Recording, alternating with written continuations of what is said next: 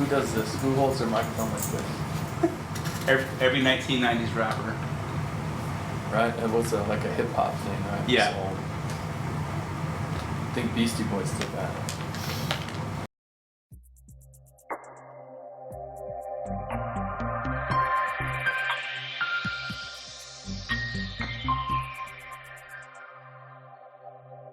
Do you have any questions or anything before? No, I don't think so. The Beastie Boys. Do I need to have questions? No, but if you do, if I just ask that you do them like with a German accent, questions are always more funny and more intimidating when you look like you have a good German accent. I don't know that I do. I could try it. Probably not. I don't know. Chief, first and foremost, welcome to the show. Thank you for joining me. Yeah, thanks. What? Do that. Read that quote again. What was that? You can clutch the past so tightly to your chest that it leaves your arms too full to embrace the present. Jan Glidewell.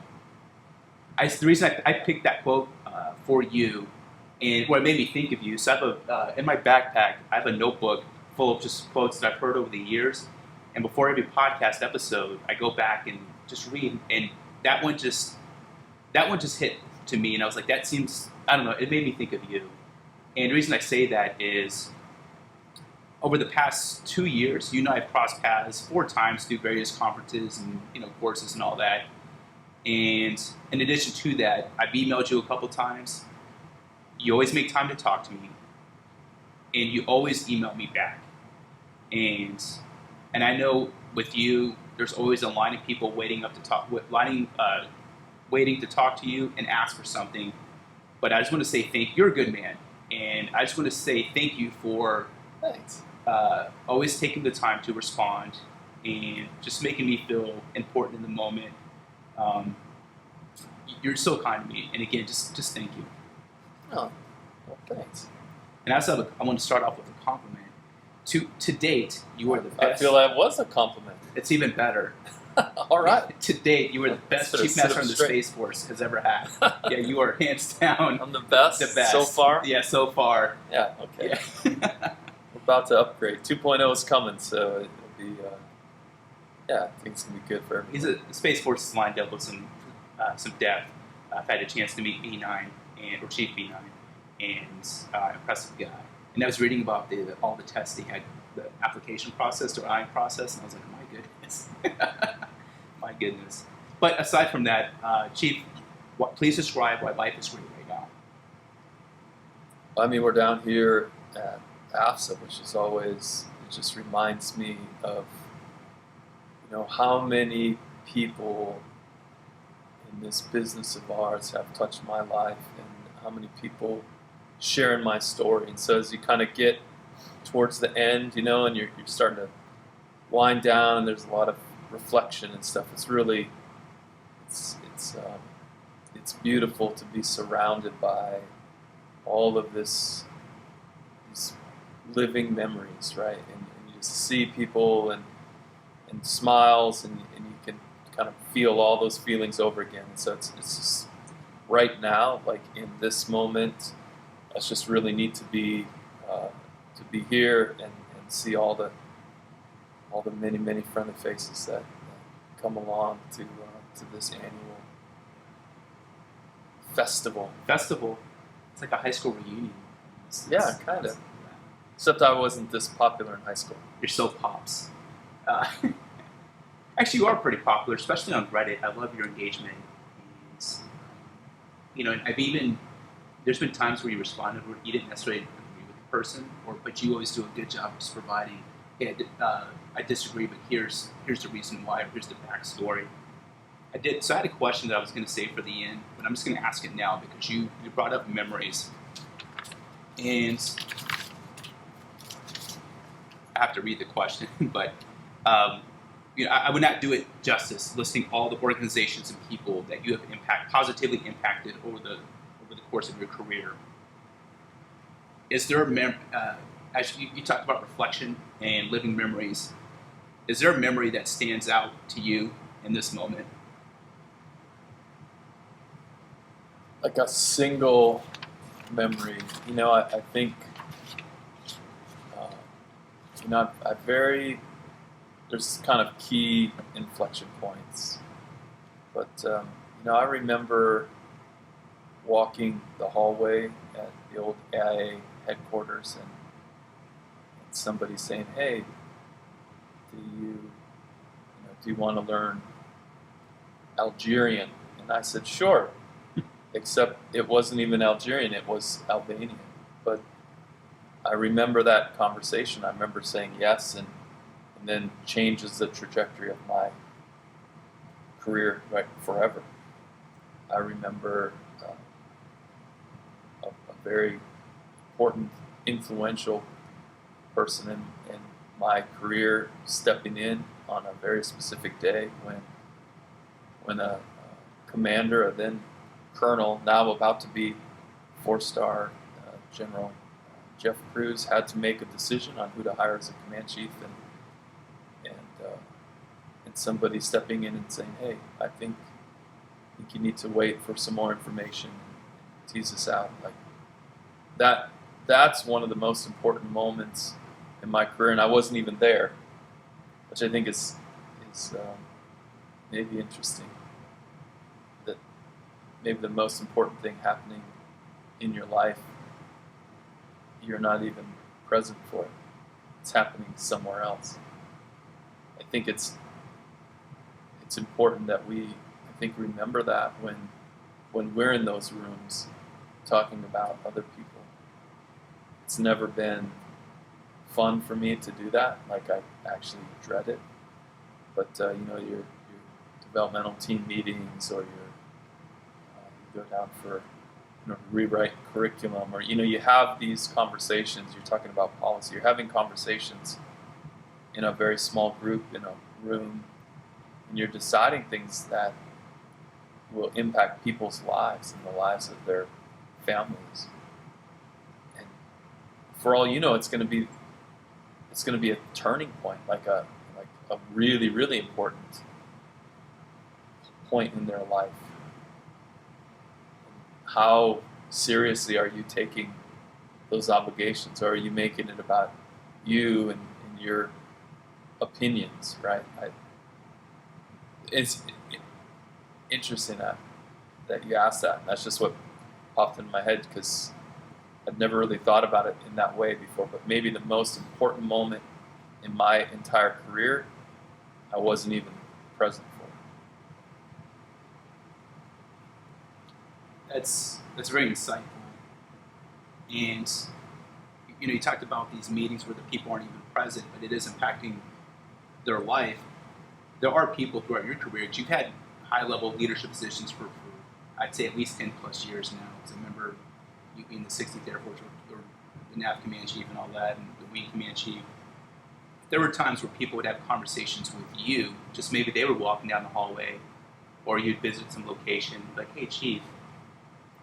And to them, they were making whether you realize it or not, they were making life decisions based on advice that you gave them. We were talking before we started recording.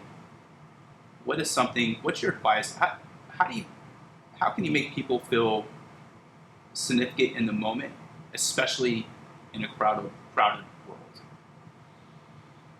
Well, I think first you have to believe that they are important, right? Like, if you don't believe that, if you don't care to think about people as important as individuals, I think allowing them to feel that way is way more difficult, right?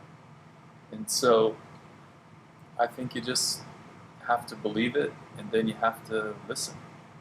I think that's maybe the most important thing, is listen, ask real questions, be genuinely interested in who people are and how they think and what their opinions are, whether or not they mesh with yours.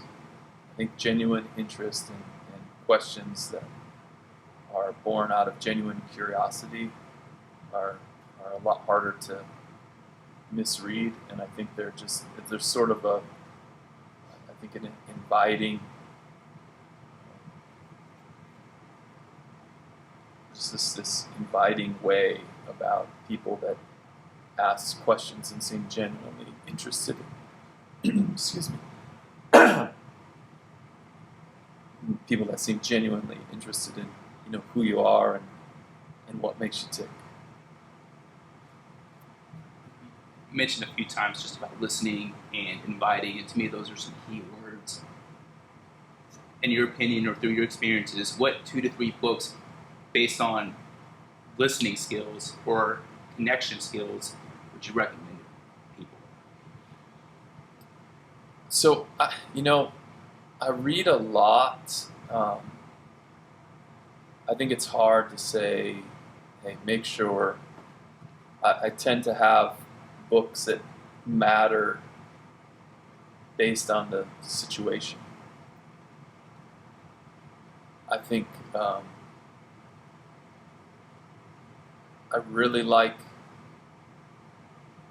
kind of making sure I mix in classics from time to time. I think when you read something that millions of people have read, you're connected to all of those people, right? To all this humanity that has read this classic literature.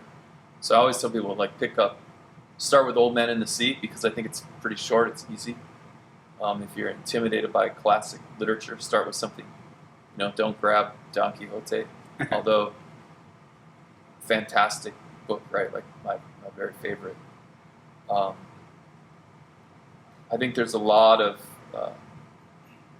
books on leadership and feeling, and and we all know all those people. I think it's fun to read history. There's, pick up the Federalist Papers and read through that and see what our founding fathers were thinking. How do you get this balance between, this different levels and layers? I think we go through that a lot. I think it's part of any bureaucracy, right? And so it's something that, from a Space Force perspective, I found really interesting. Moneyball, I found very interesting. I love that book. Yeah, I think it was very interesting and apropos to our journey as a Space Force. Like a lot of conversations I have with experts that know how it's done, and I'm like, yeah, but is that how it's supposed to be done? Is that still working? Kind of conversation. So, yeah, I could sit here and talk different books all day. I think Talking with Strangers was a good book. I think Daniel Pink wrote a book called Time that I really like, or When, that I really liked. It's about time and how we use it and how our brains are affected by our different rhythms. I think continue to grab things sort of outside of your normal interests, and you can't be too eclectic. Yeah. I like the Old Man in the Sea. So Chief Wright, when he was a CMSSF, he was on episode 5 of my podcast, and he recommended that same book. Did he? Yeah, he sure did. That and I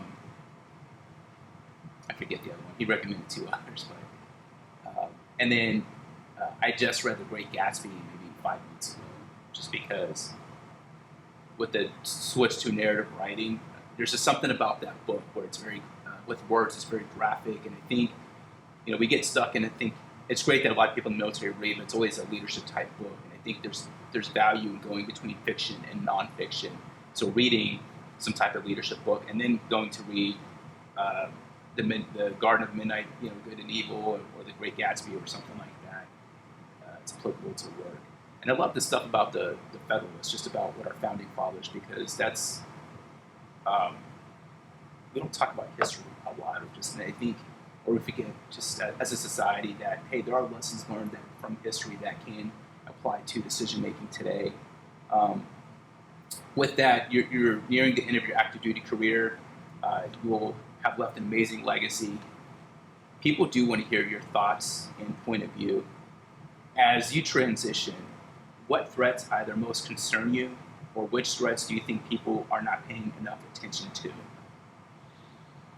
Like, you mean like bad guy threats, or threats to culture, or? I purposely leave it kind of broad, just because I don't want to frame the answer. But if it was something like, for example, like, I'm concerned about how people aren't communicating as or Yeah. losing the art of communication, right? Because you referenced talking with strangers because of social media. Like, for example, in high school, when I was in high school, if I liked a girl, wanted her to talk to her, I had to go up and actually talk to her. I couldn't, message her over email or social media. Like, I had to You didn't call. write like a note with a I did. check yes or I'm no. I'm a bad speller, but So I think I worry in general. I think I worry about the sort of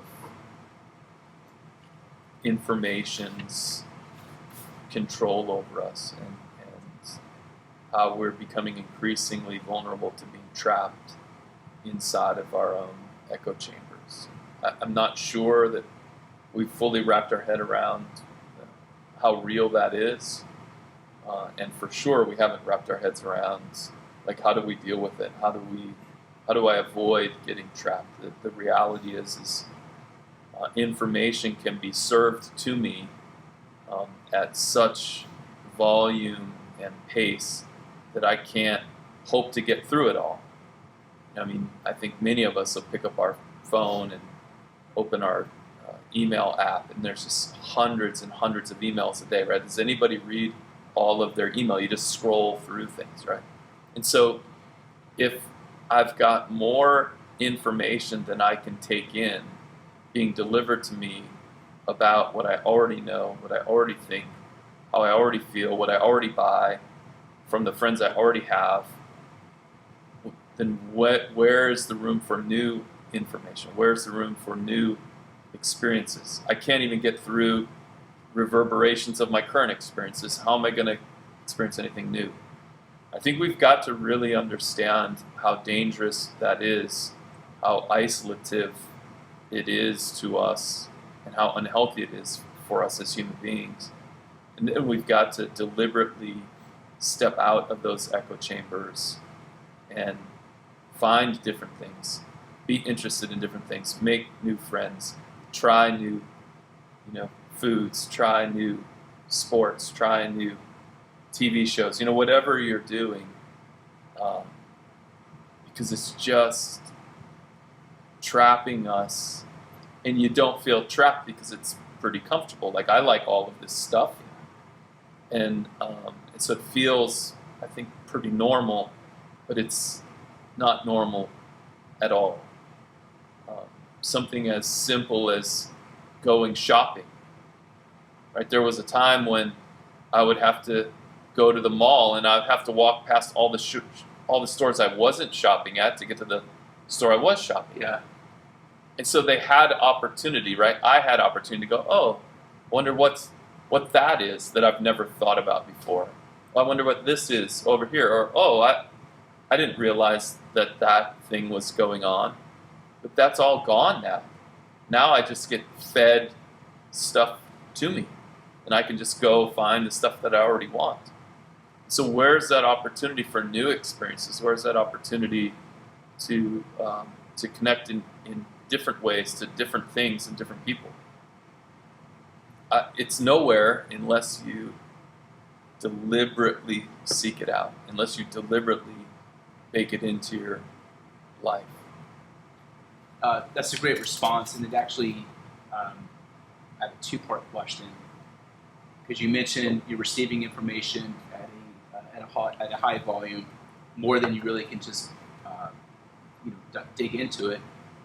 But you're in a position where you have a long bio about what you do, but it really boils down to you're an advisor, right? You're the senior enlisted advisor. So there's going to be times, whether it was General Raymond, and of course now General Salzman, Secretary Kendall, and so many others, where they're probably like, hey, Chief, what do you think? So with that, what have you found what's your advice for leaders who are struggling on how best to lead and influence up? Because when it comes to you, there's less buffers at this point, right? When you're providing information up, there's less people to filter it, right? So how do you kind of lead it and influence up? And the second part of that question is, and shout out to retired Chief Master Sergeant Tom Stiles, because back in January I attended a course in Alabama, and he asked this question to the class, and it was based off a Tony Blair video from, I think, over 10 years ago. And Tony Blair, when he was a prime minister, he referenced in this video, at the time, President Clinton, back in the 90s, asked him, how are you taking time to think strategically? So my two questions are, again, what is your advice to leaders who are struggling on how to best lead and influence up? And the follow-up question to that is, how are you taking time to think strategically? So I think maybe a popular misconception is that as you move up in an organization, you have more opportunity to do what you want, or that your opinion is more valued. And that may be true in some ways, but the truth is, if you want to be successful, is that as you move up in an organization, your opinion matters less, because you're not there for your opinion, you're there representing other people. And so, I get asked a lot what I want to do, and I'm like, hey, what I want to do isn't relevant here. Like, what my recommendation or my advice, my counsel, is going to be based on what I believe, after careful observation and contemplation, what I think is the most responsible thing for the institution to do. That's always, it's never going to be what I want. It's always going to be what I'm as certain as I can be about what we're supposed to do.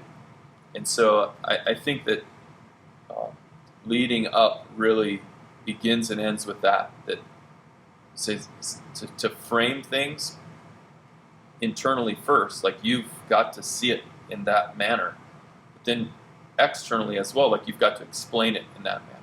This isn't just me talking, like I'm suggesting that doing this is what's best for all of us for these reasons, right? And to really kind of walk. It's not, hey, I think you should do this, boss. Well, I think we should do this. I have never had that conversation with a general officer where the two of us are sitting around discussing our opinions. And so I think that's kind of step one, is to really kind of always frame it from this obligatory position of care, right? I need to do what's in your best interest. And I believe that that's normally, there's an answer, right? That's not like you could do 17 different things. There's normally one thing that's in the organization or people's best interest. And I think that's why you're there. That's why you're in the room. That's why you get it. So I think that would be the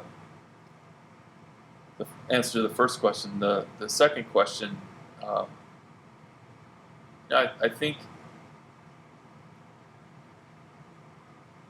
think I just take time, right? Like I take time to think. I think a lot. But none of it will matter if you're not taking time to listen. And so I think that you've got to ask questions. You've got to go where other people aren't going. You've got to really kind of tap into what's going on inside people's hearts and inside their minds, and you can only do that through asking them questions and through listening to them. In fact, oftentimes it's sort of a combination. Like you've really got to listen to what they're saying, because their feelings are real. But especially when you're talking to junior folks, sometimes their understanding of the root causes of their feelings is way off. But you can't understand any of that if you're not listening to them first. And so someone says, well, I don't, I'm uncomfortable. I 100% believe you. Like, you get to say whether you're uncomfortable. You get to say whether you're happy or whether you're not happy. Like, you get to say that, and it's not my place to tell you how you feel. But when you say, I feel this way because of this, and then you ask more questions. Well, why do you think it's because of that? What's going on with that you believe is causing this? Have you considered that it might be this other thing that's really behind that? Have you considered that it might be something else entirely? I think that you've got to kind of work through all of that, and then you can go off and think. But if you're just thinking from your perspective, then how much hope do I have that you're going to come up with a solution that's good for me, right? Like that's just not.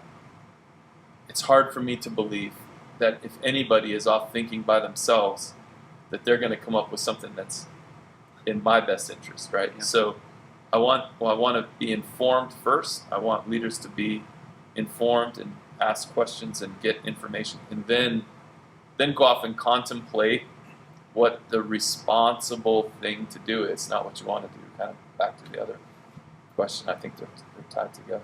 Maybe why you asked me at the same time. The reason I asked that is because something I've realized over the past couple of years is I think, and I'm very staunch on this belief, that the quality of our lives depends so much on the questions that we ask. Because, and it's great that you tied it into listening, because a lot of times people ask questions based on hearing and not listening, but if they're truly listening, the quality and the depth of those questions, and not just the initial question itself, but what follow-up question to ask and when to ask that follow-up question, I think it really can almost in a way change the directions, whether people realize it or not. It really can change the directional course of someone's life. I have a third follow-up question on this. As you reflect back, what is something you learned in your current position? So yeah, what is something new that you learned in this position, the position that was unexpected? Well, I mean, I've said more than once that the one thing that I was not expecting was this weight, this obligation I have, not for our guardians today, but guardians in 100 years. I wasn't expecting to feel responsible for people that I'll never meet, but I have. And that kind of caught me off guard. And I feel like, I feel like my back is strong, and I did the work, and I feel okay about it all. But it surprised me, and it's been heavy. You put that on you. It's like everything that's ever going to be less than perfect is my fault, and you feel like that every day for 4 years, and it wears you out. And so I don't know if that's something I learned that I wasn't expecting, but it's certainly something I discovered to be a very real thing, to feel this weight every day, to want to do right by people that I'll never meet, that will never, I'll never hear from them directly. And it's been interesting. So I think I learned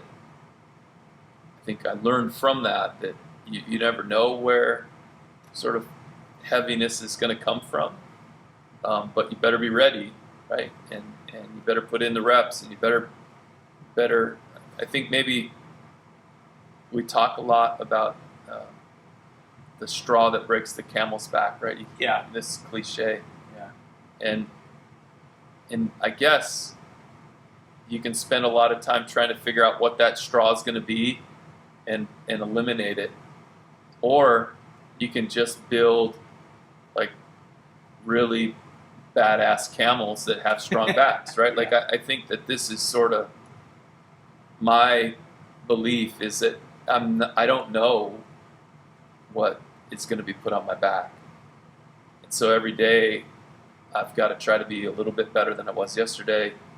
I've got to be investing in myself so that I'm physically, mentally, emotionally as strong as possible, because I don't know what's going to get thrown on my back tomorrow. And so I need to be ready. I can't assume that it's no more, no different than what's on my back today, right? It's constantly prepping for something more, for something different, and to never just sit back and think, oh, I got this. I know what I'm doing. Yeah. It is a lot of pressure, and we're all human. With that, where do you fall on the vulnerable versus thick-skinned continuum?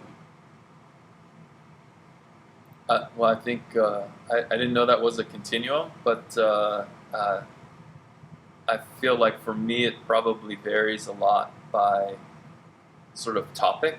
There's some things that don't bother me at all, and probably never will.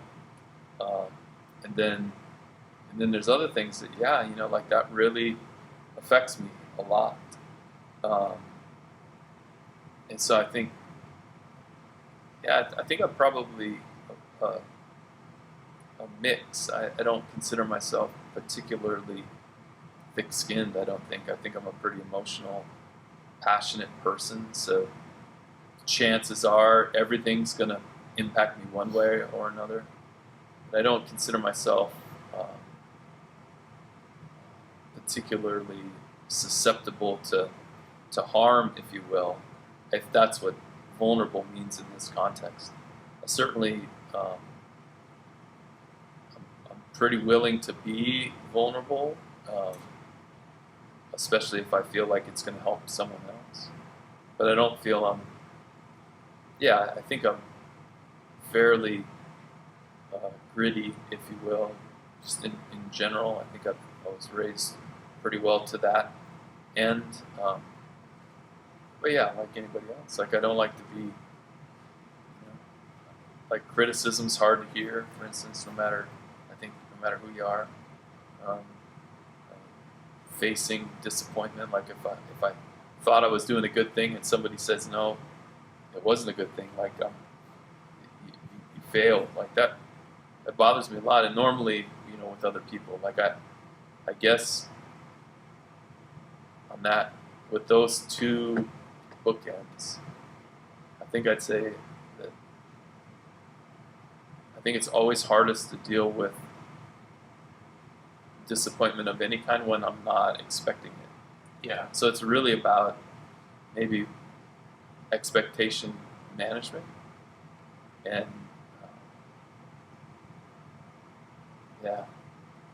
I don't like to be surprised, like, oh,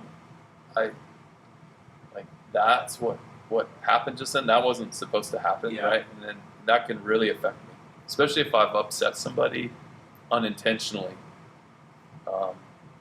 Really bums me out.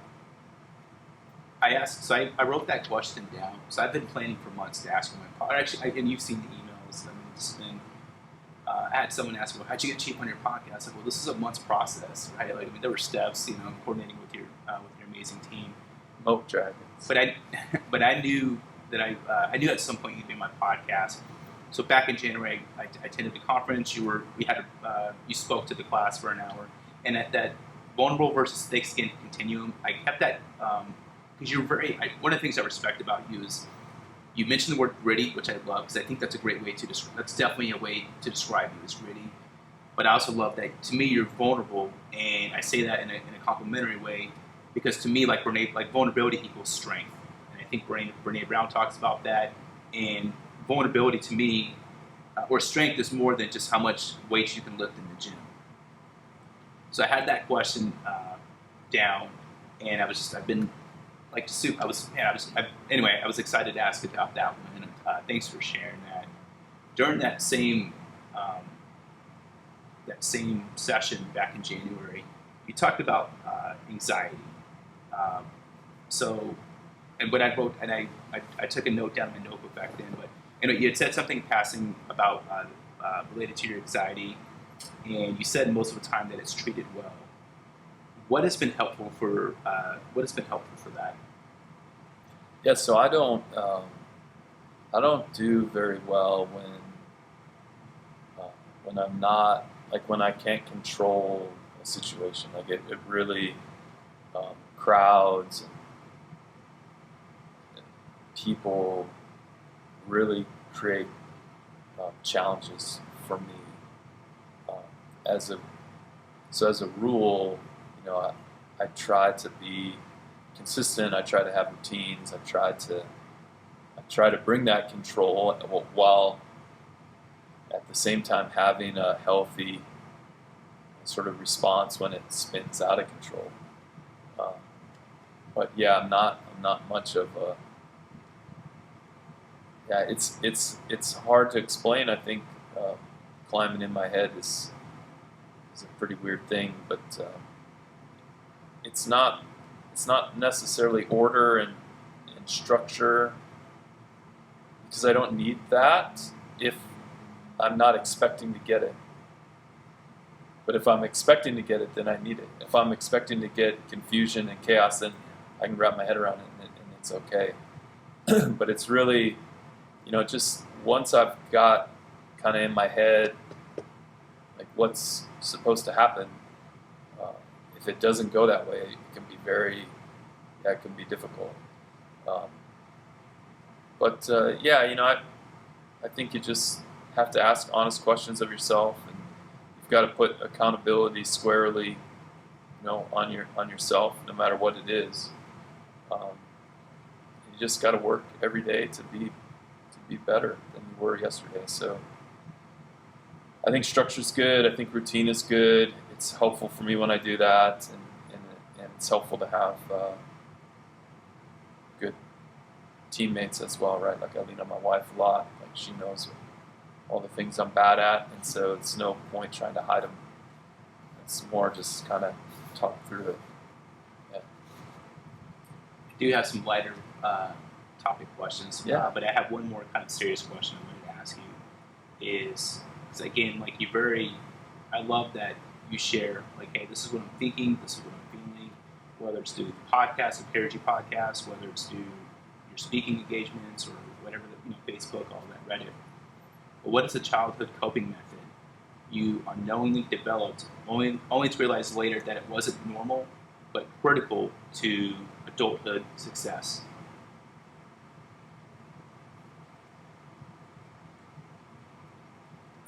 I don't think I realized,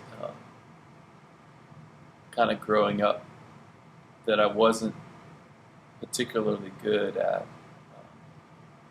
empathy, and so through a lot of trial and error, I learned to understand people intellectually through observation, not necessarily like, oh, I get it, like that person's upset because I can feel that they're upset, but that these are the things. And so that's allowed me over decades now.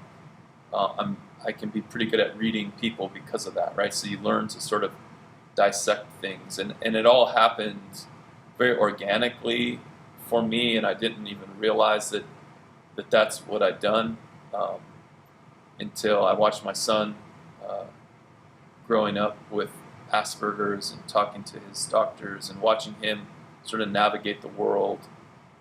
I think that's when I was like, oh, that makes sense. Now I know like how I got here and why I did this, and so I think that's probably the biggest thing. I also think I spent a lot of time as a child and as a young adult performing. Right, I was a musician. I do school plays, these kinds of things. But I spent a lot of time performing, and I think that in many ways, leadership is a performance, and so a lot of the things that I think resonate with people that I do today is really go back to being able to read a crowd, be able to respond to kind of in real time, respond to the energy in a room, to be able to improvise, to be able to approach the next gig like it's the first time you've ever done it, even though it's the 100th time you've done it. That's one of the things at the highest levels of military leadership. It's really, really difficult to have the same conversation for the 1,000th time and still have it, still allow it to have the energy that it deserves. Like this is the first time that you and I have had this conversation, and you deserve for it to feel like that, even if I've had this conversation 1,000 different times. So I think that being a musician growing up and performing live, play Freebird, like we're tired of playing that song, but if that's what the crowd wants, you do it again, and you do it again, and you do it again. And so I think, in a very practical, tactical sense, I think maybe that's something I learned in a deeper way. I do think that a lot of, I didn't know it at the time, but I spent a lot of time growing up trying to figure out why people were doing things because I didn't sort of understand it intuitively. No, it's great. It actually is going to tie into my first. I have a rapid fire. As we're wrapping up, I have some miscellaneous questions. There's no rhythm. It's just some random questions. Okay. But you ready, Chief? I'm ready. Here we go. Right, hand on the buzzer.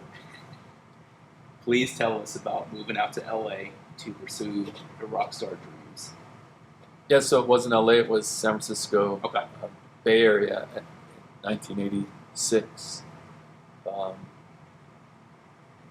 Yeah, I mean, I packed everything I owned and beat up old Catalina and From where? Where did you drive? Wisconsin. I grew up in Wisconsin, so I packed everything I owned and headed west, and we can see how it worked out. It didn't work out very well. No, it's good. Do you feel like that's helped you with, because you're an amazing public speaker and you really get the crowds going. Do you feel like that's just that time has shaped your speaking skills today? I mean, I think it, yeah, like I just said, I think it was helpful.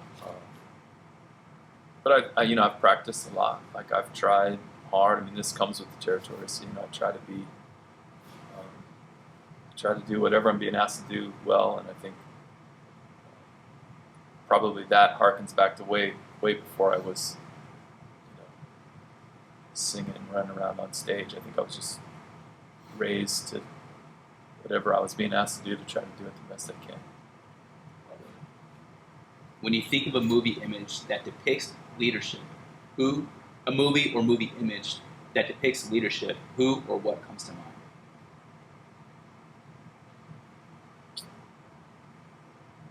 Man, I'm trying to think of something clever. It's kind of blanked my whole mind. We talked about Moneyball earlier. I think I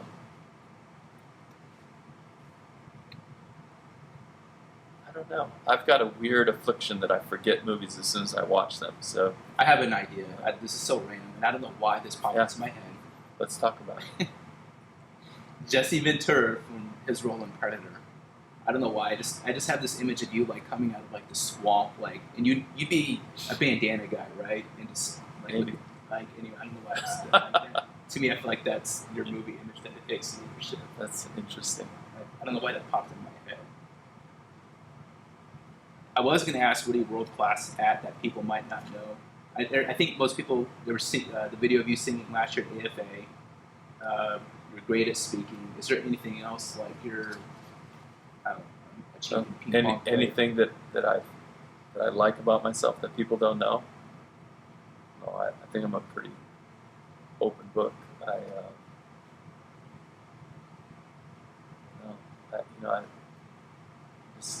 Sometimes I like to just sit around and quiet, think. Okay. What kind of stories or storytellers make you break out in applause? Ones that are true to who they are. Right? Like I think spinning a good yarn is a good skill. I think telling the truth is a necessary skill. Giving people a look into who you really are is important. Last two questions. What book is on your nightstand right now? On my nightstand right now, Don Quixote. So I started, I reread it every once in a while. A lot of times I reread like the first third of it and then I'll put it away. And then when I pick it up again, I don't know why I don't start with the second third. But I think it's, in many ways, like a good, I think a lot of like movies are like this. Like they're pretty funny when they start, and then they sort of, as the character development happens, to something about the comedy starts to fade. I think maybe that's why I read the beginning of Don Quixote over and over and over again. I don't know. I think it's hilarious. Last question, and I ask this on every single podcast. If you could put a billboard anywhere in the world and write anything on it for the world to see and read your message, where would you place that billboard, and what would you want your message to say?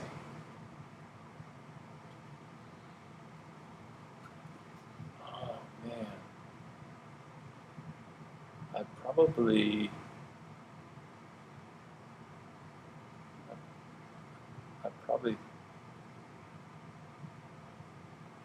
I'd want to put it everywhere, and I just want it to say, "You matter." Yeah, so I'm cheating a little bit. I that's put good. it everywhere. I asked that question, and there's so many different answers, and I love it because it's. I've had people say outer space. I've had people say a Vegas sign. Times Square. So it's. I love the different responses and mindsets. One bonus question, Chief. I was going to say that you matter. That you matter. What is the hero of your story want? What does the hero of my story want? I just want to sit back and rest. It's been a pretty. It's been a long time. I've been working hard and just ready to kind of watch everybody else take their turn and do great things. I want our guardians to build the future that they deserve. And I don't want to meddle. I don't want credit. I don't want praise. I just want to let it all happen, and I'm going fishing. Hey, Chief, thank you so much for joining my podcast, and just again, thank you for being so kind and for your time. I appreciate you. Thanks, brother. Appreciate you.